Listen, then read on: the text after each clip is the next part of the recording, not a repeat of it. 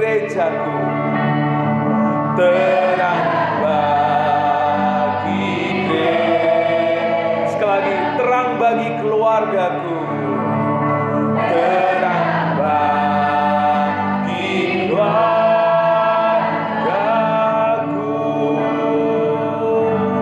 Bapa, benar firman-Mu adalah terang bagi jalan kami, terang bagi hidup kami, bagi keluarga, gereja, bahkan bagi bangsa kami. Bapa, biarlah firman-Mu menerangi setiap kehidupan anak-anak-Mu yang datang dengan hati yang haus dan lapar untuk bertemu dengan Tuhan, untuk mengalami kasih Tuhan.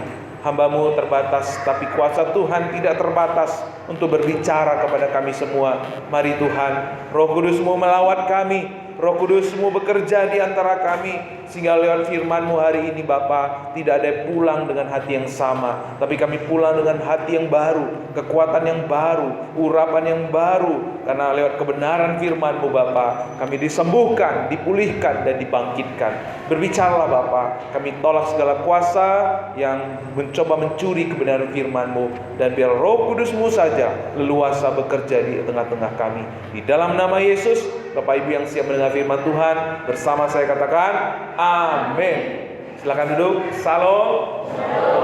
Senang sekali bisa bertemu dengan Bapak Ibu, saudara-saudara, jemaat yang dikasih Tuhan, Gereja Baptis Indonesia Bojong Menteng ya. Saya melihat banyak jiwa-jiwa wajah baru ya. Puji Tuhan. Selamat bergabung ya di gereja ini. Dan hari ini masih suasana merdeka. Saya mengucapkan merdeka. Merdeka. Yahubu. Iya. Horas. Iya. Menjua-jua. Iya. Karena ada orang Karo, ada Nias, ada Jawa ya. Kalau Jawa apa Budi? Om Tiastu ya? Bukan. itu Bali ya. Baik. Puji Tuhan. Bapak Ibu, hari ini saya akan mengajak kita untuk kembali belajar bersama-sama lewat kitab Galatia. Judul firman Tuhan hari ini adalah anak-anak perjanjian atau anak-anak merdeka. Ya, sangat sangat nyambung dengan konteks Indonesia yang baru merayakan kemerdekaannya yang ke-80.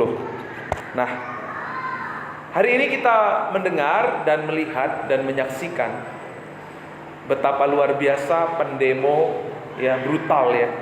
Rumah uya-kuya, rumah beberapa itu dijarah sama mereka. Beberapa gedung DPR dibakar sama para pendemo.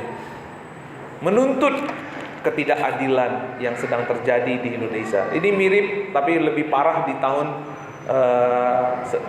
98 ya Pak Dea, 98. Pada waktu itu terjadi yang lebih parah ya, sehingga terjadi penggulingan. Lalu ternyata setelah berapa puluh tahun yang kemudian, orang yang tadinya mendemo tahun 98 itu banyak di antara mereka yang menjadi pemimpin saat ini, dan mereka juga didemo. Dan para pendemo yang saat ini juga menuntut pemerintahan, mungkin mereka akan jadi pemerintah, menduduki jabatan di masa yang akan datang. Apakah mereka juga tidak akan didemo? Kemungkinan mereka juga akan didemo. Kenapa Bapak Ibu? Karena ada yang salah dengan sistem negara kita. Kalau orang-orang katanya ke Singapura, ke mana? Ke Amerika, yang tadinya nggak tertib, di sana tertib-tertib, teratur-teratur. Tapi kok di Indonesia nggak teratur gitu ya? Karena ada satu sistem atau pola yang dibangun di bangsa kita yang salah. Sekarang Undang-Undang Dasar dan juga UUD 45 dan juga Pancasila itu hanya sekedar pajangan, hanya sekedar slogan, tidak benar-benar dihidupi oleh rakyat atau oleh bangsa Indonesia. Makanya akhirnya melahirkan kesenjangan sosial, melahirkan kebrutalan dan ketidaktertiban. Saudara, kita sudah mengenal Injil. Kita sudah menerima Injil kasih karunia dari Tuhan. Apakah kita sama juga dengan kebanyakan yang kita ketahui tentang pejabat kita? Apakah hanya sekedar Pancasila itu, buat mereka Pancasila itu sekedar slogan? UUD 45 itu hanya sekedar pajangan, tidak benar-benar dihidupi, tidak benar-benar dijalani. Nah, sekarang bagaimana kita dengan orang Kristen? Apakah Injil yang kita dengar, apakah Injil yang kita terima hanya sekedar pajangan hidup? Hanya sekedar slogan?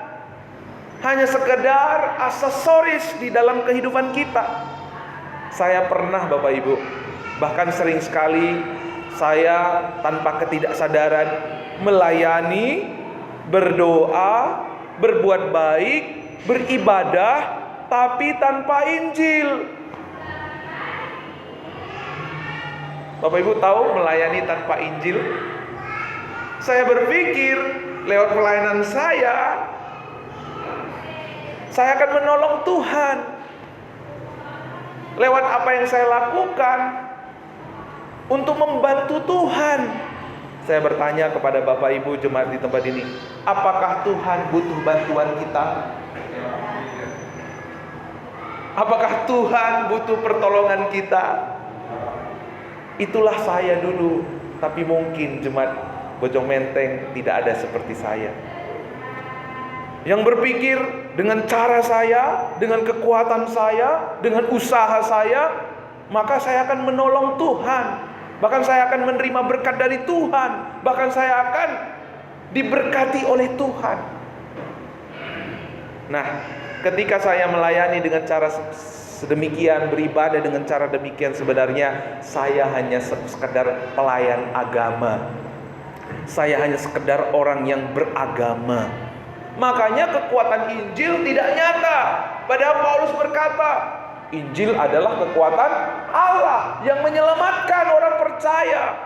Injil itu bukan hanya ada di dalam aspek kerohanian saja, tetapi Injil itu menolong kita, menyelamatkan keluarga kita, menyelamatkan pekerjaan kita, menyelamatkan dalam kehidupan kita sehari-hari.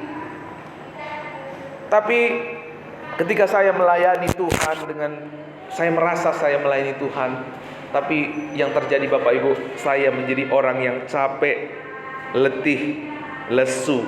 Kenapa?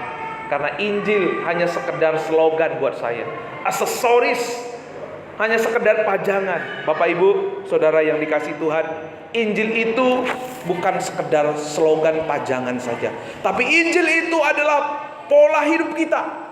Injil itu adalah filosofi hidup kita. Injil itulah gaya hidup kita. Amin. Tadi kita sudah membaca di dalam ayat firman Tuhan Galatia yang sudah dibacakan. Di sini kita melihat di ayat 24 dikatakan dua ketentuan Allah. Ini menjadi pondasi dasar dalam setiap kehidupan kita. Ketika saya melayani dengan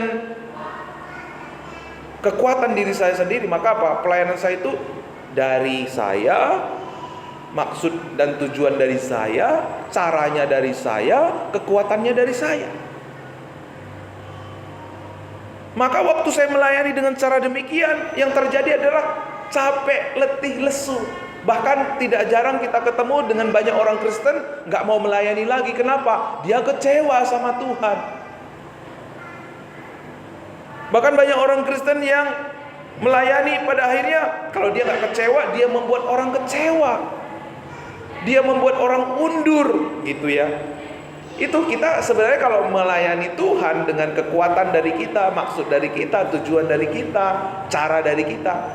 Kita saat ini mungkin mengkritik pemerintahan, kita pun pada akhirnya juga sama seperti mereka, yang mementingkan dirinya sendiri, yang merugikan orang lain, yang lupa akan janjinya, yang hidupnya tidak selaras dengan apa yang seharusnya mereka janjikan. Nah, kita adalah anak-anak janji. Kita adalah anak-anak merdeka. Karena itu lewat kebenaran firman Tuhan hari ini, Tuhan mau membawa jemaat Gereja Baptis Indonesia Bojong Menteng untuk hidup sesuai dengan Injil Kristus. Menjadikan Injil itu menjadi filosofi hidup, pola hidup kita, menjadi masuk dalam setiap aspek dalam kehidupan kita. Nah, ada dua ketentuan Allah.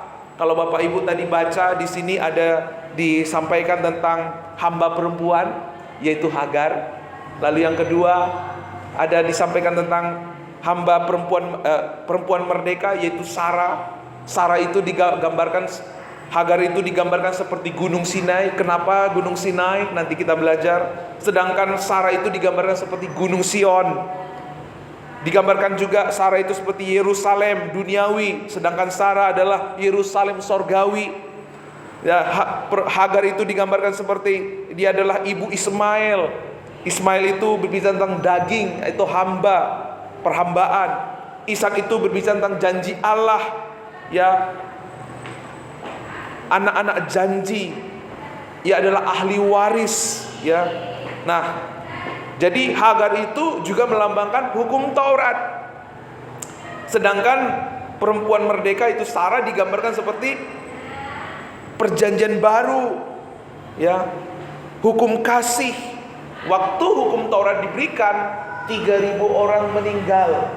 Tapi waktu Tuhan mencurahkan rohnya, apa yang terjadi? 3.000 orang diselamatkan. Bagaimana Hagar nanti kita lihat menganiaya, sedangkan si Sarah dianiaya. Yuk, kita perhatikan bersama-sama Bapak Ibu. Yang pertama, kita akan melihat di ayat yang ke-22.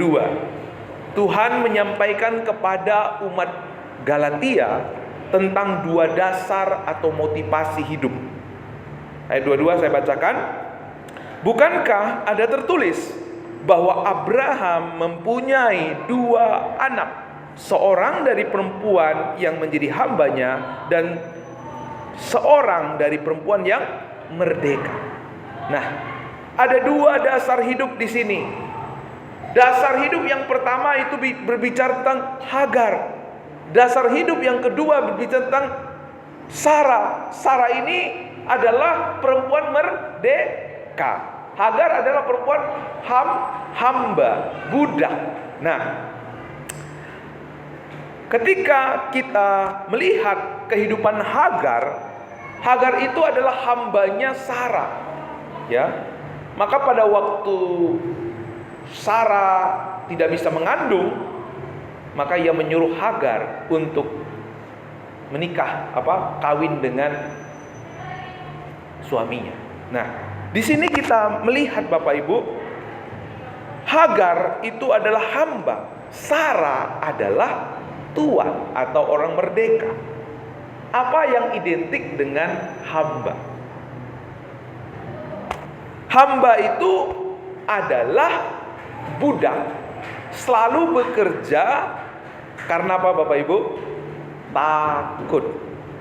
Yang identik dengan hamba adalah selalu bekerja, melakukan segala sesuatu dengan apa? Dengan takut, ya. Melakukan segala sesuatu dengan takut. Di dalam firman Tuhan Ibrani 12 ayat 18 sampai 29, Bapak Ibu nanti baca, saya akan bacakan. Sebab kamu tidak datang kepada gunung yang dapat disentuh dan api yang menyala-nyala. Di mana hukum Taurat diberikan, Pak De? Di gunung apa namanya? Gunung Sinai. Pada waktu hukum Taurat diberikan di Gunung Sinai, dikatakan Gunung Sinai itu digambarkan seperti apa ya? Menyala-nyala gitu ya. Ada awan, ada badai di sana. Siapa yang menyentuh kaki gunung itu, dia pasti mati. Karena apa? Gunung Sinai itu melambangkan kekudusan Tuhan. Kenapa Tuhan memberikan hukum Taurat? Hukum Taurat itu menunjukkan kepada kita bahwa Allah kita kudus. dan siapapun tidak mampu menyentuh kekudusan Tuhan. Kalau orang berusaha kudus dengan usaha dan perbuatannya, pasti dia mati. Pasti dia nggak bisa hidup, ya. Pasti dia nggak bisa berhasil untuk. Makanya tadi dibilang Hagar itu gunung Sinai. Artinya apa Bapak Ibu? Kalau kita hidup di bawah hukum Taurat, kita selalu digerakkan oleh rasa takut kita. Kalau hari ini kita beribadah karena kita takut nggak diberkati Tuhan, takut dikutuk Tuhan, takut usaha kita nggak diberkati, Bapak Ibu adalah orang Kristen yang hidup di bawah hukum Taurat. Kita adalah hidup sebagai hamba. Kita adalah keturunan Hagar, Bapak Ibu. Gimana hari ini ketika Bapak Ibu memberi persembahan, datang ke ibadah tempat ini? Apakah gara-gara nanti kalau aku nggak ke gereja, nggak beri persembahan, kualat lagi aku, nanti nggak diberkati lagi, usahaku, sekolahku, masa depanku nggak diberkati lagi? Kalau itu yang mendorong kita beribadah hari ini, kita hidup di bawah perhambaan. Makanya Bapak Ibu bersyukur ada di gereja baptis, karena ada banyak gereja yang mengajarkan ke jemaatnya, Bapak Ibu harus memberi perpuluhan. Kalau nggak memberi perpuluhan, nanti Tuhan marah, Tuhan akan menghukum. Kalau nggak beri melayani, nanti kamu pasti kena karma. Harus berbuat baik sama orang tua. Nanti kalau kamu nggak berbuat baik sama orang tua, nanti kamu kena kutuk, kena karma. Ini kelihatannya baik, ini kelihatannya rohani, tapi ini bukanlah kekristenan. Ini adalah kehidupan beragama. Orang memberi, orang melakukan yang baik supaya memperoleh sesuatu dari Tuhan. Digerakkan oleh reward dan punishment. Kekristenan yang seperti ini tidak pernah tulus. Ibadah yang seperti ini tidak pernah murni. Ibadah yang seperti ini selalu ada udang di balik batu.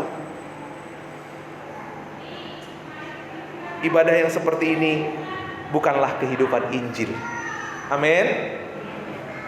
Kehidupan seperti ini bukanlah kehidupan yang Tuhan rencangkan buat kita.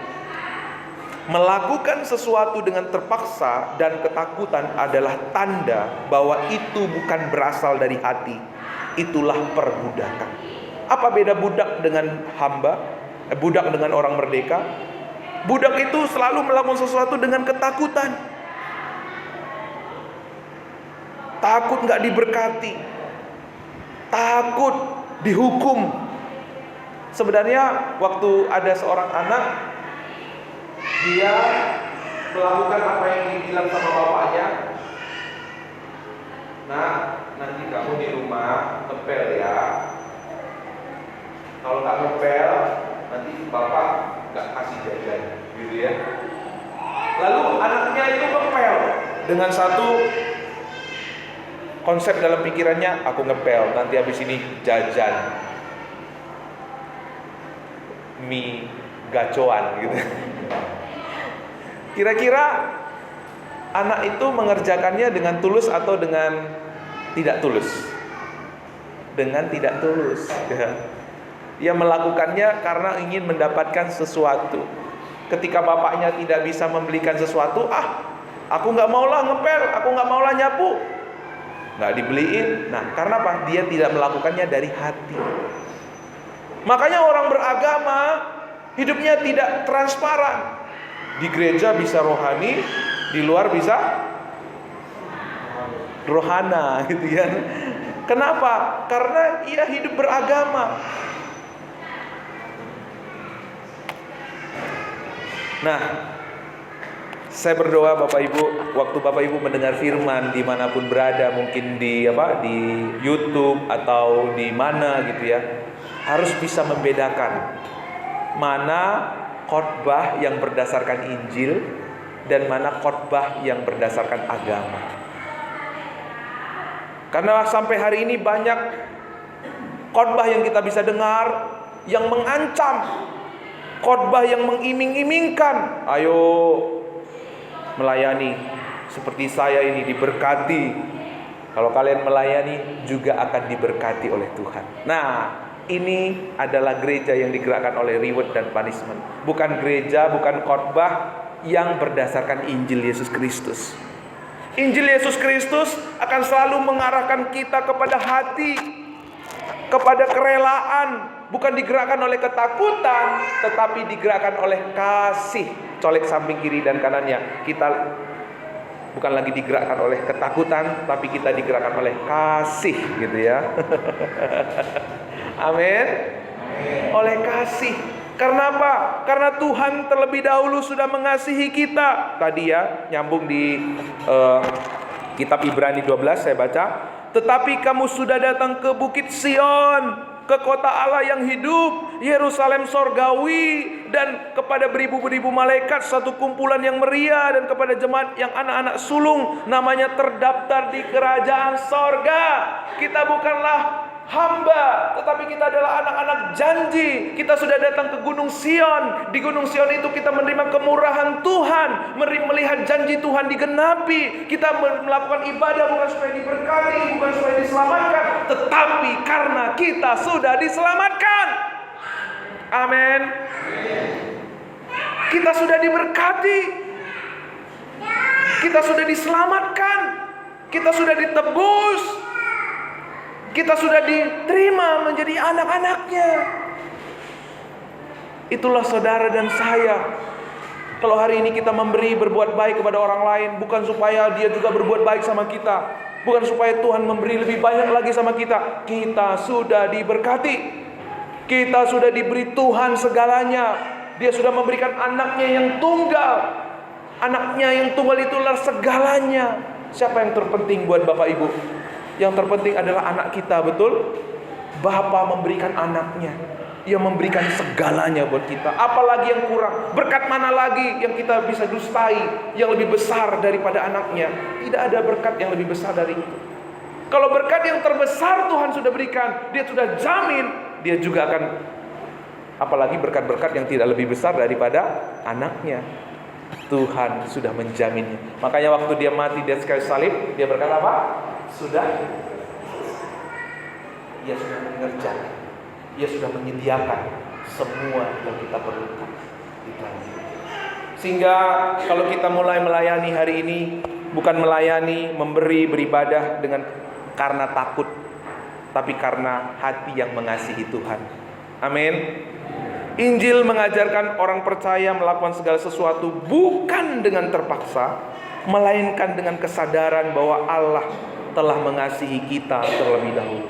Makanya dalam Roma dikatakan, bukan kamu yang mengasihi Tuhan, tapi Tuhan yang mengasihi kamu. Tuhan yang terlebih dahulu mengasihi kita. Ya, orang yang hidup di bawah hukum Taurat itu, ingat Bapak Ibu, di Keluaran, waktu Tuhan memberikan hukum Taurat kepada rakyat Israel, kepada umat Israel, dikatakan di dalam Keluaran, lalu datanglah Musa dan memberitahukan kepada bangsa itu segala firman Tuhan dan segala peraturan itu. Maka seluruh bangsa itu menjawab serentak, segala firman yang telah diucapkan Tuhan itu akan kami lakukan. Waktu Tuhan memberikan hukum Taurat lewat Musa, umat Israel berkata, kami akan melakukan. Ya.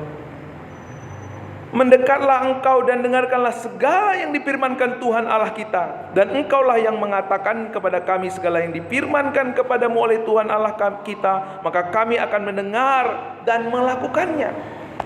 Di sini kita melihat bahwa waktu hukum Taurat diberikan kepada rakyat umat Israel kami akan melakukannya. Artinya apa? Umat Israel merasa mampu melakukan hukum Taurat. Tapi pertanyaannya, adakah orang yang mampu melakukan hukum Taurat dengan sempurna? Tidak ada. Musa sekalipun tidak bisa. Musa, Harun, mereka adalah pemimpin-pemimpin umat Israel, mereka pun tidak bisa melakukan hukum Taurat dengan sempurna. Tapi Bapak Ibu, kecenderungan manusia itu adalah merasa mampu, merasa sanggup. Kalau kita merasa mampu, merasa sanggup, melakukan sesuatu untuk kita memperoleh sesuatu dari Tuhan, maka pada waktu yang sama kita menjadi orang yang lupa diri. Kita akan menjadi orang yang melupakan Tuhan. Kita lupa bahwa kita ini ciptaan, kita ini adalah umat. Kalau kita melakukan sesuatu dengan kekuatan kita merasa mampu, kadang-kadang kita lupa diri, kita pikir kita yang melayani, kita yang dibutuhkan oleh Tuhan, kita yang menolong Tuhan. Seperti saya yang saya saksikan tadi, saya pikir lewat apa yang saya lakukan, lewat apa yang saya doakan, Tuhan akan bekerja. No, saudara, tidak. Tuhan itu bisa membuat anak-anak dari batu-batu ini, kata Tuhan. Dari batu-batu pun Tuhan bisa membuat anak-anak Abraham. Enggak pun ada saya, enggak pun ada kita, pekerjaan Tuhan itu tetap terjadi. Amin. Tapi waktu kita merasa mampu, waktu saya merasa mampu melayani, disitulah saya lemah, disitulah saya enggak kuat sebenarnya. Sedikit kelihatan berhasil, saya jadi sombong, betul? Wah, ini nih gara-gara pendeta kasta nih. Kalau nggak ada pendeta kasta, nggak mungkin terjadi ibadah seperti ini. Menjadi orang yang mencuri kemuliaan Tuhan. Kita menjadi orang yang lupa akan kedaulatan Tuhan. Tuhan, kalau kita ada hari ini, bisa percaya hari ini, bisa memuliakan Tuhan hari ini, bisa melayani Tuhan hari ini, itu bahkan bukan karena kemampuan kita, bukan karena kekuatan kita, tetapi karena Tuhan yang memampukan kita. Amin. Tolek samping kiri dan kanannya, Tuhan yang memampukanmu, gitu ya. Amin. Apapun tantangan yang kita hadapi saat ini, apapun yang kita alami saat ini, ingat, Tuhan yang mati buat kita, Dia yang mengasihi kita di atas kayu salib, Dia juga yang akan memampukan kita melewati segala sesuatu. Jangan seperti orang Israel atau kepada orang Judaizer. Di dalam Galatia ini ada kaum Judaizer namanya. Judaizer itu bukan orang Yahudi, tetapi mereka mungkin orang Yunani, orang Galatia, yang mereka itu meyahudikan diri mereka. Tapi orang Judaizer ini lupa, orang Yahudi saja tidak ada yang bisa memenuhi hukum Taurat, tetapi mereka merasa mereka mampu memenuhi hukum Taurat, gitu ya. Sehingga kaum Judaizer tidak pernah bergantung penuh pada Allah. Mereka hidup dalam kepalsuan. Inilah yang terjadi juga dalam kehidupan kita sehari-hari.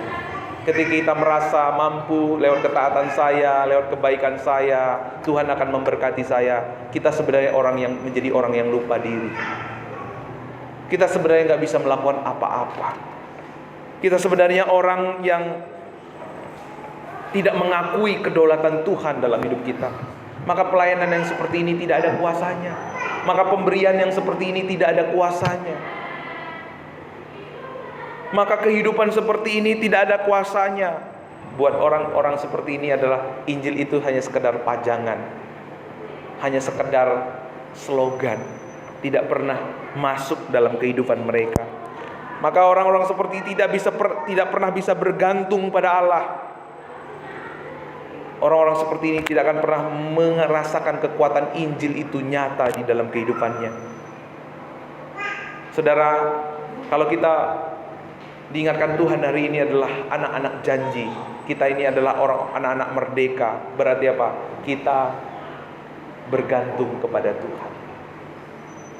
Kita orang yang bersandar kepada Tuhan. Kita adalah orang-orang yang mengakui kedaulatan Tuhan dalam kehidupan kita. Apapun yang terjadi saat ini, apapun yang kita hadapi saat ini, kita percaya Tuhan yang sudah menyelamatkan kita, Dia juga yang akan memampukan kita. Amin. Yang kedua, Bapak Ibu, dari dua sistem, dari dua dasar tadi akan lahir dua sistem kehidupan yang berlawanan. Di ayat 23 dikatakan, tetapi anak dari perempuan yang menjadi hamba itu diperanakkan menurut apa? Daging. Dan anak dari perempuan yang merdeka itu oleh apa? Karena janji.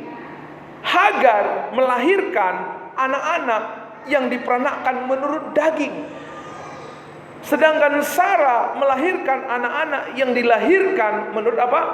Janji. Nah, apa artinya? Anak-anak yang hidup menurut daging, maka dia akan menjalani kehidupan dengan apa?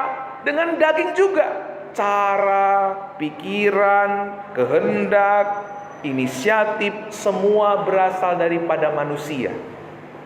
Sedangkan anak-anak janji, inisiatif, kehendak, pikiran, cara, itu semua dari siapa? Dari Tuhan. Waktu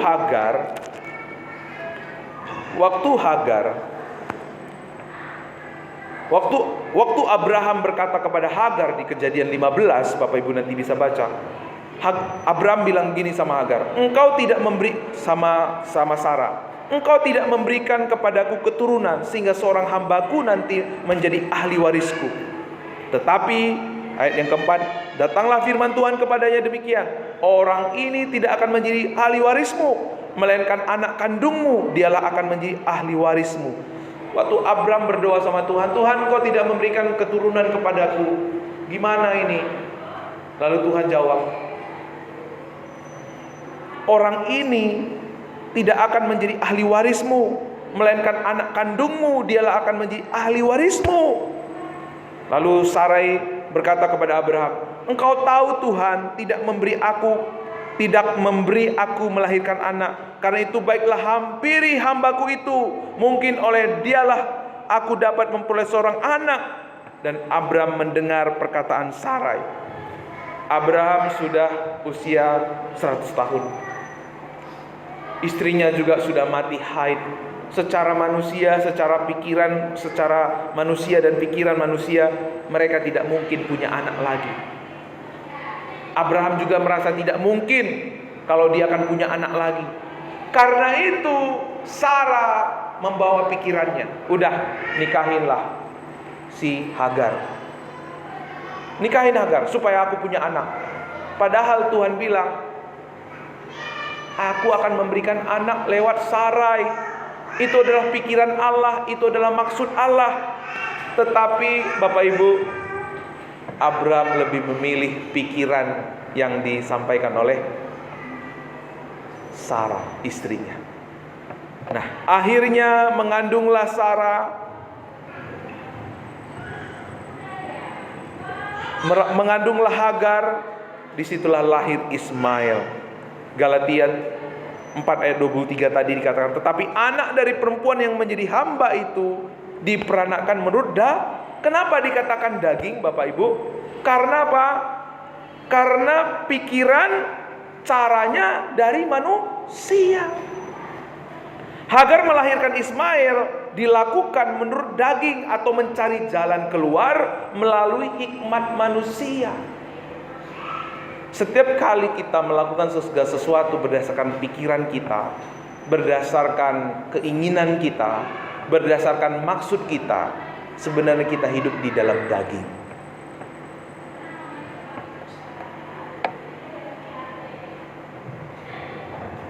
Sedangkan pikiran Allah dan pikiran manusia itu berbeda.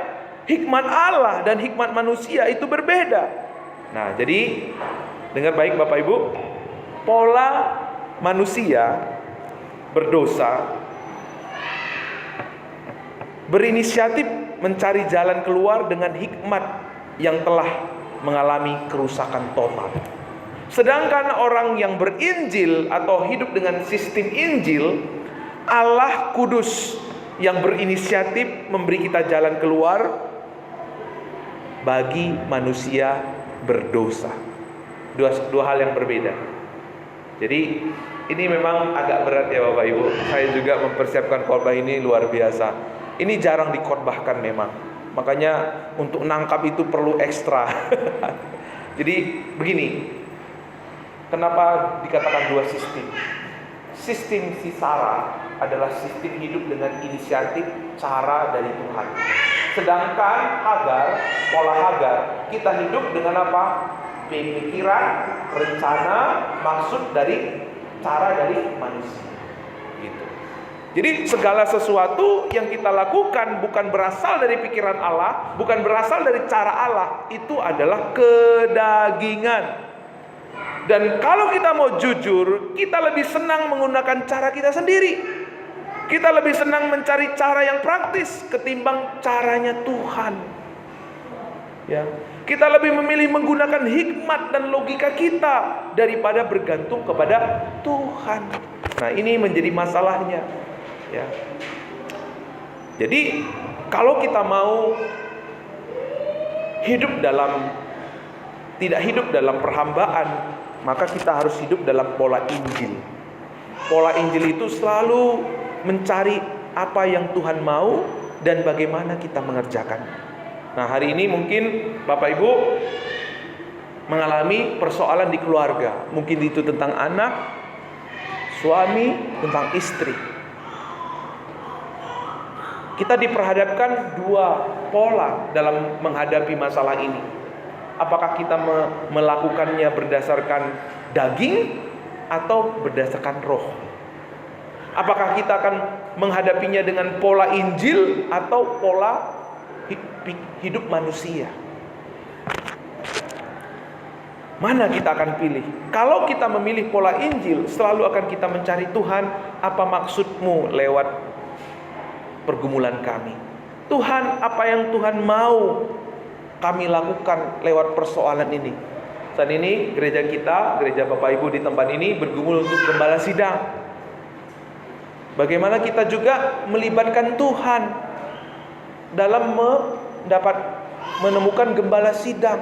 Bukan pikiran kita, bukan pengalaman kita. Kalau kita menggunakan pengalaman dan pikiran kita, kita sedang membatasi Tuhan. Pikiran kita terbatas gak? Pengalaman kita terbatas gak? Cara kita terbatas gak? Semua terbatas. Makanya waktu kita melakukan ini untuk Tuhan, maka kita salah konsep, gak ketemu. Kita menjadikan Tuhan itu terbatas. Yang kita harus cari apa? Tuhan, apa yang Tuhan mau? Bagaimana caranya Tuhan? Siapa orang yang bagaimana? Nah, ketika itulah saudara akan menemukan hamba Tuhan yang Tuhan perkenankan untuk melayani di tempat ini. Karena Tuhan memberkati kita bukan dengan cara kita. Tuhan menuntun kita dalam rencananya bukan dengan cara kita, tetapi lewat tuntunannya. Kepada Abraham dikatakan, aku akan memberkati, daripadanya juga akan memberikan kepadamu seorang anak laki-laki, bahkan aku akan memberkatinya sehingga menjadi ibu bangsa-bangsa, raja bangsa-bangsa akan lahir daripadanya. Dari kisah ini ini menunjukkan bahwa kita sebagai manusia sering gagal, tetapi Allah menunjukkan bahwa anugerahnya tidak pernah gagal kepada umat pilihannya. Memang kita sering cenderung memilih jalan kita, seperti Abraham memilih jalannya sendiri. Tetapi waktu jalan yang salah itu, Tuhan bawa kita kepada jalan yang benar. Mungkin kemarin-kemarin kita berpikir melakukan segala sesuatu, pelayanan keluarga berdasarkan pikiran kita, berdasarkan pengertian kita. Tapi hari ini Tuhan mau bawa kita membangun keluarga kita, membangun gereja kita, bahkan bekerja di tempat kita berada dengan pikiran, maksud, tujuan dari Tuhan. Anugerah Allah itu menjadi nyata ketika kita berhenti menggunakan cara kita sendiri. Kalau kita mau melihat anugerah Tuhan yang lebih besar di gereja kita, harus kita menggunakan cara dari Tuhan. Tuhan ingin kita berhenti menggunakan cara dan pola manusia, karena Allah menyatakan kehendaknya, kedaulatannya tidak dapat dibatasi dengan cara dan pikiran dari manusia. Seorang hamba Tuhan, Tim Keller, berkata seperti ini: pertobatan yang membawa pada hidup kekal bukan hanya meminta ampun dan menyesal atas dosa kita, tetapi bertobat dari usaha mendapatkan keselamatan dengan upaya kita sendiri. Bertobat dari upaya untuk diberkati dengan cara kita sendiri. Bertobat dari atas hal-hal yang kita duga benar. Waktu kita merasa kita bisa dengan cara kita, melayani Tuhan dengan cara kita, melakukan perintah Tuhan, tetapi dengan pengertian kita sebenarnya kita tidak melayani Tuhan, tapi kita melayani diri kita sendiri. Nah, pertanyaannya Bapak Ibu, apa selama ini yang menjadi cara-cara yang kita lakukan dalam melayani Tuhan? Karena cara itu akan selalu berubah, tetapi prinsipnya tidak pernah berubah. Dulu waktu saya masih kecil, ya, cara untuk menjangkau anak-anak muda itu dengan apa? Makan bakso. Ayo kita mau makan bakso, ya, mereka datang. Tapi sekarang disuruh makan diajak makan bakso, masuk nggak? Jarang masuk. Aku bisa pesan bakso dari rumah, katanya gitu. Tapi kalau mulai masuk lewat game gitu ya, game online gitu, mereka mulai nyambung, ngomongnya mulai nyambung. Caranya beda, tapi esensinya tetap sama. Itulah Tuhan kita. Dia bekerja di tengah-tengah umatnya juga dengan dia adalah Allah yang kreatif. Dia akan menunjukkan cara-cara yang tepat untuk kita melakukan apa yang dia mau. Yang ketiga Bapak Ibu, yang terakhir, puji Tuhan, yang terakhir. Apa dampak kalau kita menghidupi dari masing-masing sistem atau pola hidup? Kita lihat di ayat 29. Tetapi seperti dahulu, dia yang diperanakkan menurut daging menganiaya yang diperanakkan menurut roh. Demikian juga sekarang ini.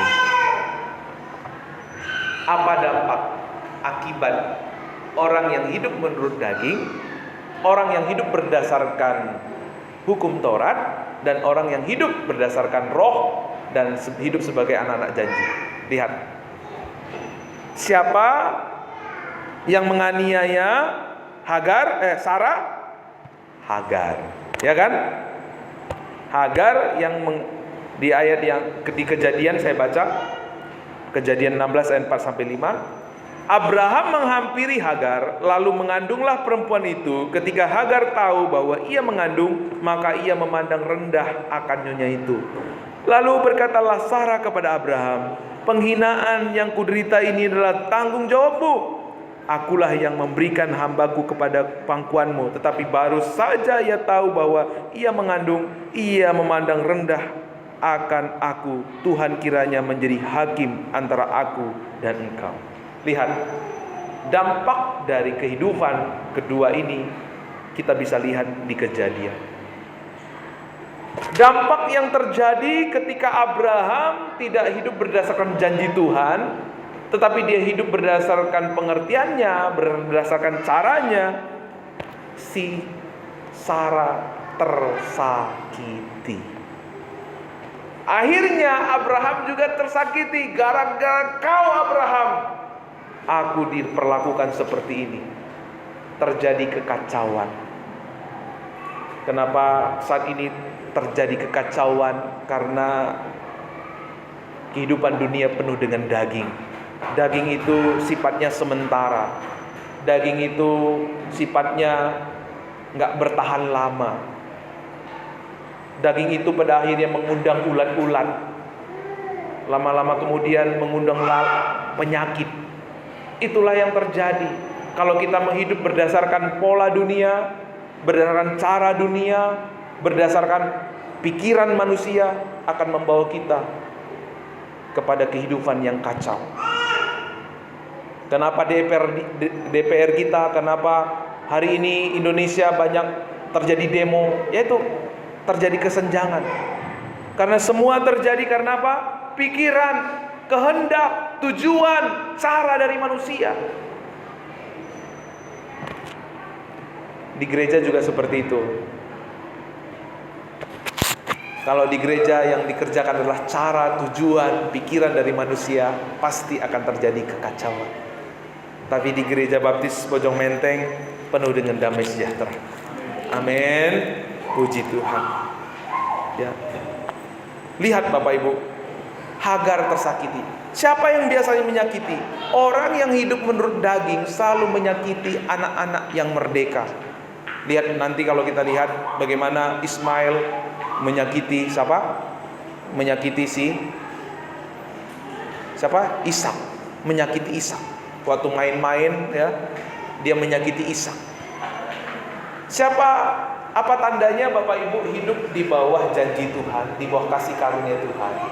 Dan apa tandanya kita hidup di bawah hukum Taurat, di bawah daging? Orang daging adalah orang yang selalu menyakiti orang. Amin. Coba lihat hidup kita hari ini. Selama ini kita pihak yang suka menyakiti atau pihak yang suka disakiti?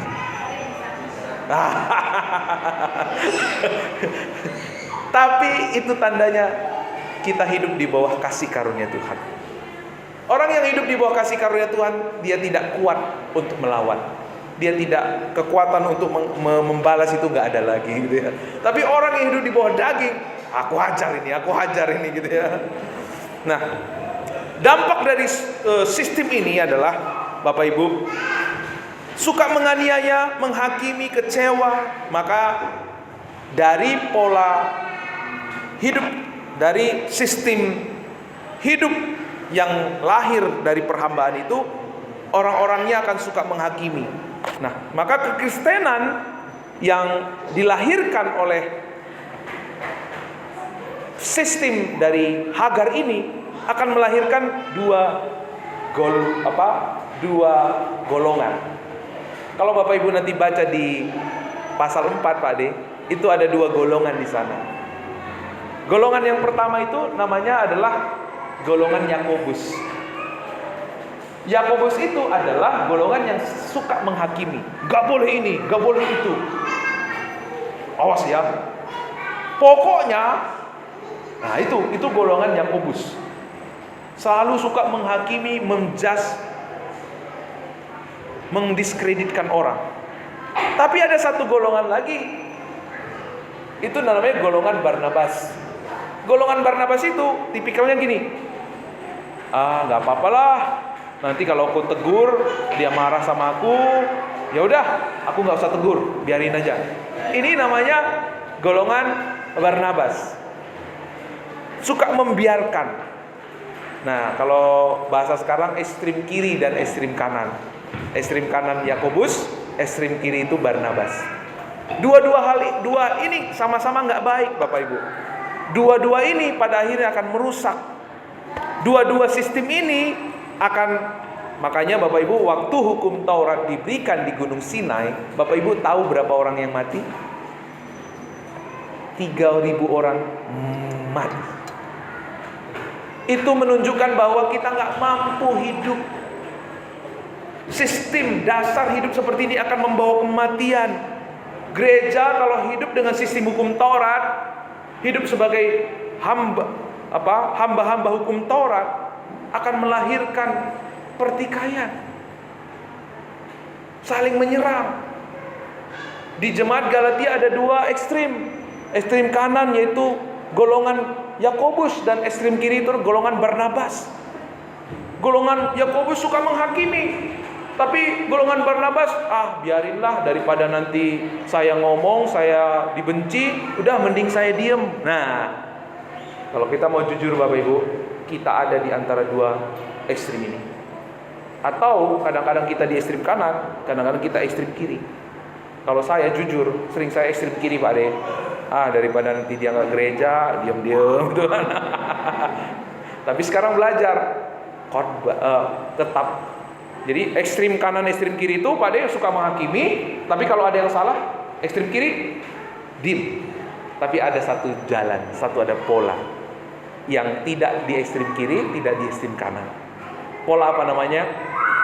Pola Injil. Pola apa Bapak Ibu? Injil. Itulah kehidupan kita. Pola Injil itu adalah orang yang kalau ada orang salah itu dia tidak hakimi. Kalau ada orang salah itu dia juga tidak membiarkan. Tetapi kalau ada yang salah itu, dia akan mengingatkan orang itu tentang Injil. Contohnya begini, udah lama gak ke gereja gitu ya. Aduh, gimana ya orang ini ya Tuhan, masa kita doa-doakan aja tapi kita gak pernah datengin gitu. Tapi kalau kita datengin dengan menghakimi, Bapak gimana? Bapak kan orang Kristen, Bapak gak ke gereja, dasar pemalas orang Kristen. Kira-kira gereja gak Pak De? Nggak gereja lagi dia. Atau mungkin kita kunjungan, Bapak baik, Bapak hebat, Bapak orang percaya yang luar biasa, tapi kita nggak tegur kesalahannya yang nggak ke gereja, nggak baik juga, betul ya? Jadi gimana Pak kalau ada orang yang hidupnya tidak tertib gitu ya? Kita memberitahu, Pak D tahu nggak Yesus mengasihi Bapak? Tahu lah, Yesus kan mati buat kita toh. Dia memberikan segalanya buat kita ya kan, memberikan anak yang tunggal ya kan. Ya betul Pak De. Terus kalau Tuhan memberikan segalanya buat kita Pak De, kita cuma memberikan 2 jam untuk hadir hari Minggu, kira-kira Pak De pantas gak kita seperti itu sama Tuhan? Itulah orang yang berinjil. Kalau kita dipenuhi oleh Injil, cara kita menegur, cara kita bersikap kepada orang lain itu pasti berbeda. Anak-anak muda kalau ditegur dengan Injil senang nggak? Bahagia nggak? Bahagia. Tapi kalau ditegur sebagai orang Kristen yang ekstrim kanan, ketemu bapaknya, ketemu mamanya, lalu menghindar gitu ya, di kamar terus gitu ya. Karena apa? Tersakiti. Tapi kalau kita hidup sebagai orang yang berinjil, teguran kita itu pun mendatangkan rahmat buat orang lain. Amin.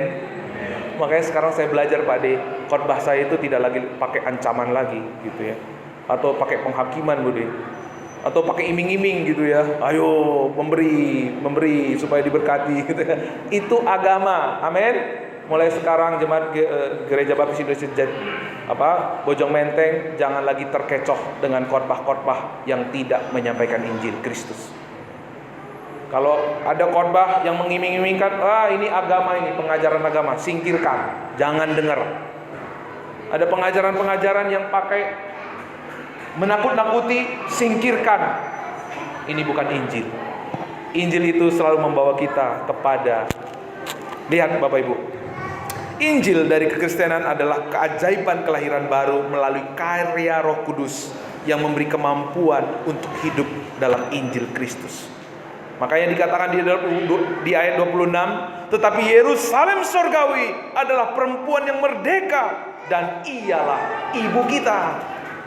Kita adalah keturunan dari perempuan merdeka. Kita adalah keturunan Ishak. Ya, bagaimana Allah membuat kita menjadi keturunannya? Di Galatia 4 ayat yang ke-6, ayat ke-5, Ia diutus untuk menebus mereka yang takluk kepada hukum Taurat, supaya kita diterima menjadi anak. Dan karena kamu adalah anak, maka Allah telah menyuruh roh anaknya ke dalam hati kita yang berseru, Ya Aba, ya Bapa. Jadi kamu bukan lagi hamba, melainkan anak. Jikalau kamu adalah anak, maka kamu juga adalah ahli-ahli waris oleh Allah. Lihat Bapak Ibu, bagaimana Tuhan menjadikan kita anak. Kalau orang keturunan dari Hagar berusaha membuat anak dari pikirannya sendiri, berusaha memperoleh anak dari cara manusia, tetapi Allah menjadikan kita menjadi anaknya dengan cara Allah. Apa cara Allah Pak? Ia mengutus anaknya yang tunggal. Ia memberikan anaknya menebus kita dan yang takluk kepada hukum Taurat, supaya apa? Tuhan menerima kita menjadi anak. Dan waktu Dia menebus kita, Dia tidak hanya berhenti di sana, tetapi Ia memberikan roh anaknya ke dalam hati kita, sehingga hari ini kita boleh berseru, Ya Aba, ya Bapa.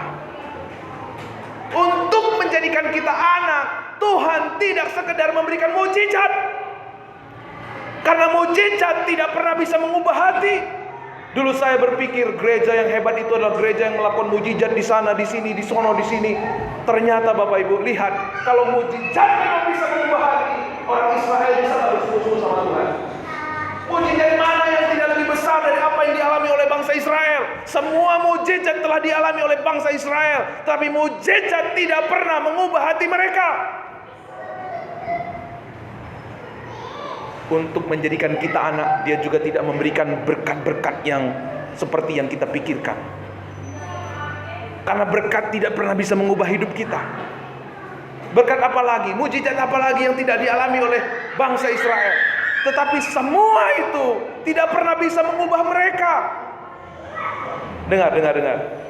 Untuk mengangkat kita menjadi anaknya, untuk menjadikan kita ahli warisnya, Ia memberikan anaknya yang tunggal. Ia memberikan anaknya yang satu-satunya.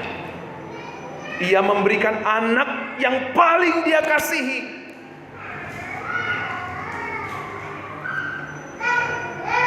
Makanya Bapak Ibu, hari ini saudara dan saya disebut sebagai apa? Anak-anak Allah. Kenapa? Kenapa kita disebut anak-anak Allah? Karena ada roh anaknya dalam diri kita. Maka kita disebut anak-anak Tuhan, anak-anak Allah. Karena ada roh anaknya dalam diri kita. Coel dulu samping kirinya, kamu anak Allah, gitu ya.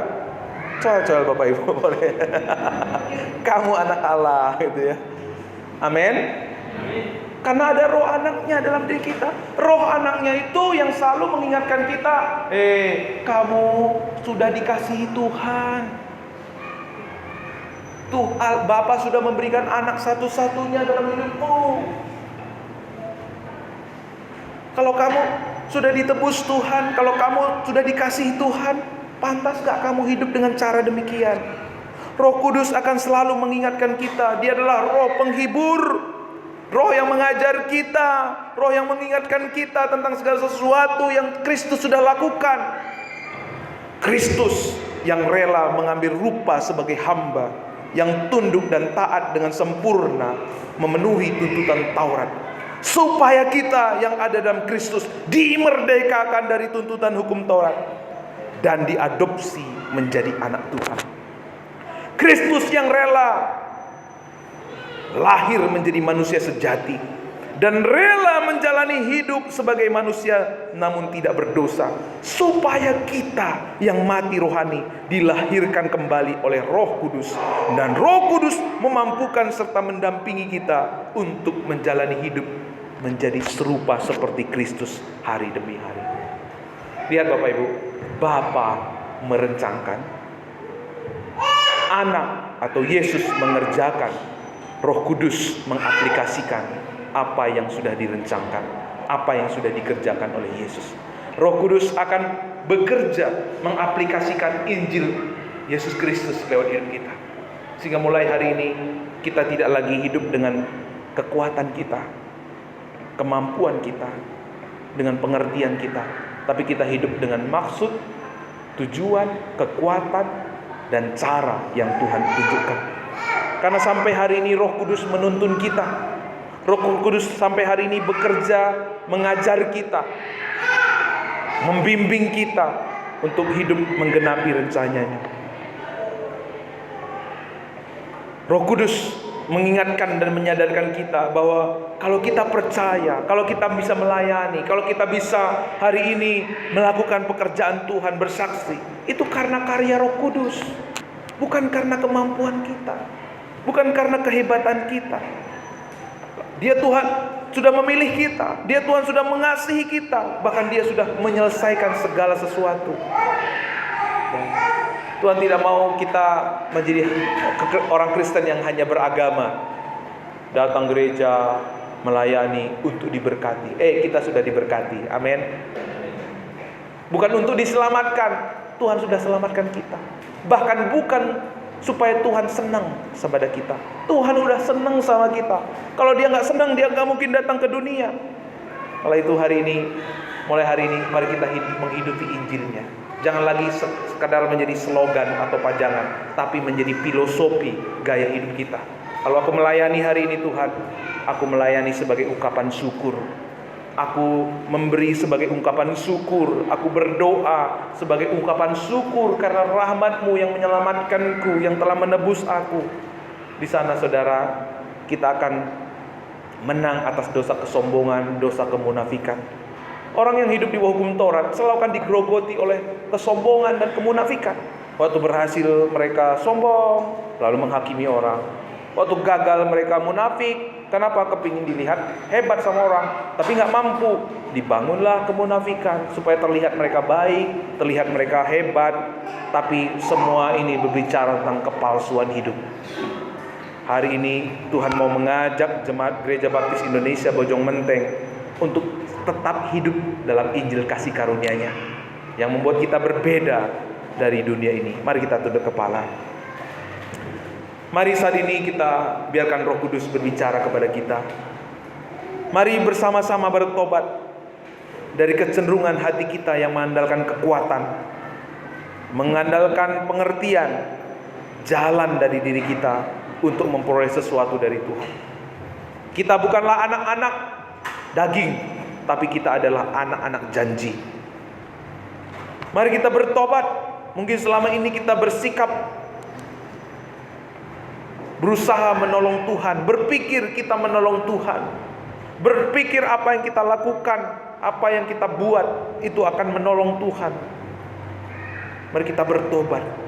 Tuhan tidak perlu ditolong, karena Dialah yang akan berkarya lewat hidup kita. Kita tidak pernah bisa menolong Tuhan dengan cara kita, karena waktu kita melayani Tuhan dengan cara kita, kita sedang membatasi Tuhan, membatasi kekuatan Tuhan, membatasi karya Tuhan. Tapi mulai hari ini mari kita bergantung penuh kepada bimbingan dari Roh Kudus. Karena Roh Kudus yang akan mengajar kita menghadapi segala persoalan, menghadapi segala tantangan yang kita hadapi. Mungkin selama ini kita lupa diri, karena kita terlalu fokus kepada kekuatan dan kemampuan kita.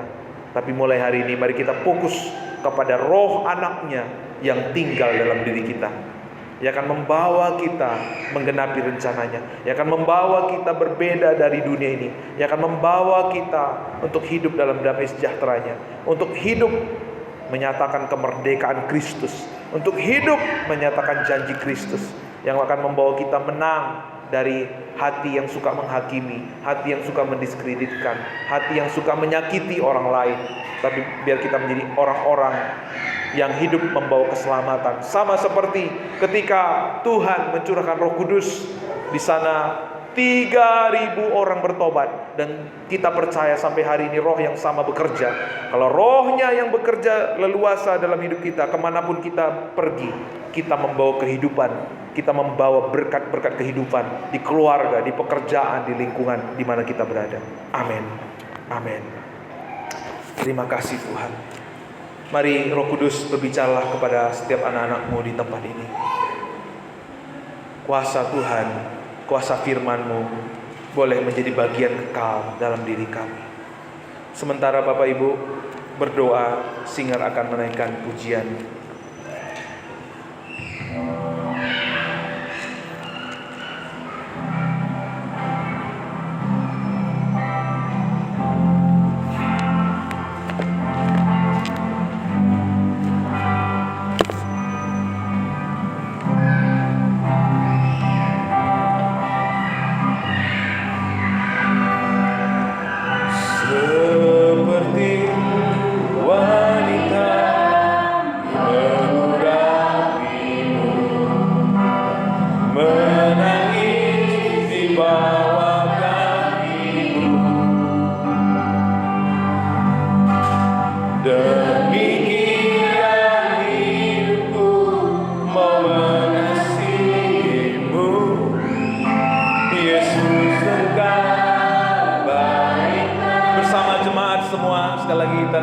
Seperti wanita, seperti wanita mengurapimu,